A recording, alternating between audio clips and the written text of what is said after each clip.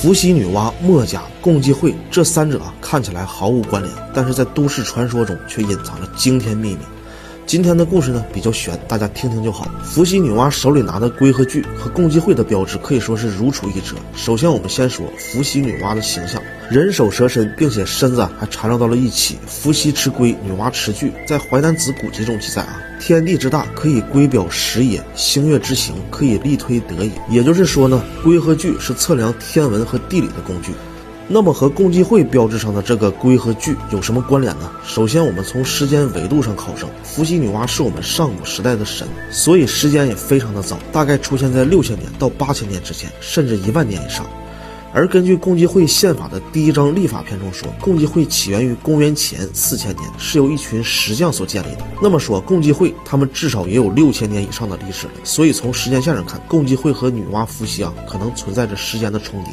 大家想要和我一起做同款视频，打造自己的 IP 账号看完视频可以来找我。共济会存在的目的是为了建立一个新世界秩序。但说到这里，一面是创世神，一面是一群石匠，依然找不到太多的关联。但是这两者之间又有一个神秘的学派——墨家。墨家的老大是墨子，他的存在又仿佛是神一样的穿越者。在春秋战国时期，百家争鸣。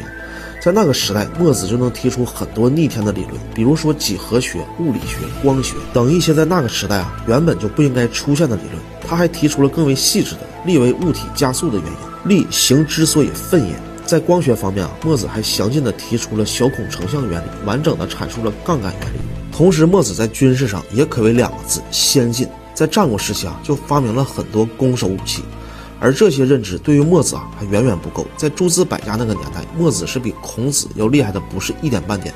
孔子的儒家文化能够传承2000多年至今是因为他护卫皇权。而墨子最厉害的还不是他提出的科学理论，也不是他的军事装备，是他提出的10大思想。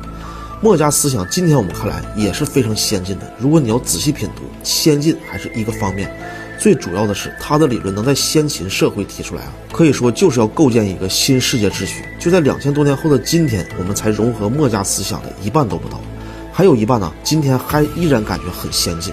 可想而知墨家的思想当时有多厉害。秦朝当时很弱，和墨家合作之后摇身一变就成为了强国，随后就一统天下。东边的小日子也是依靠墨家思想启动了明治维新，才成了亚洲强国。而墨家作为我们自己的文化思想，却从汉武帝开始就尘封禁止了。而这一失传就失传了2000年了，一直到近几年墨子才开始兴起。后人说墨子是上天送给华夏最好的礼物，但是我们却没有珍惜，否则现在世界格局还真不一定什么样。大家如果感兴趣一定要看这本书图文版的墨子，把墨家的10大思想融会贯通在这一本书里，还是彩图翻译版。然后我们说墨子他有了先进的文化、思想、科技、机关术等等，这些还远远不止。传说墨子出行时还会携带龟尺，在当时那个年代，有战争时他们就发动墨家弟子去帮助弱势一方去固守城池，没有战争他们就散落民间做木匠、石匠，帮人盖房子，加入劳动。但是他们所涉及到的所有劳动还是离不开2个东西，就是尺和龟。并且在墨家思想里还有这样一段话：我们有了上天的意志，就好像制车轮有了圆规，木匠有了方尺，轮人和木匠拿着他们的龟和尺来度量天下的方和圆。由此可见，圆规和直尺对于墨家来说也是上天的意志。这和淮南子中记载伏羲女娲的龟和尺这段原文是不是表达的意思大概一致呢？而除此之外，其实很早就有人猜测说，墨家的墨子他一直都隐藏着一个超越一切的野心，那便是历史上很多墨家弟子都深深地进入各个诸侯势力当中，在他们各个诸侯国当大官。而有人猜测，这些墨家弟子就是墨家操控世界天下的棋子。表面上我们看这个世界是由君王所操控，实际上墨子才是世界背后的无地之君，而偏偏就是共济会这个最大的传说，他们不就是暗中操控了世界吗？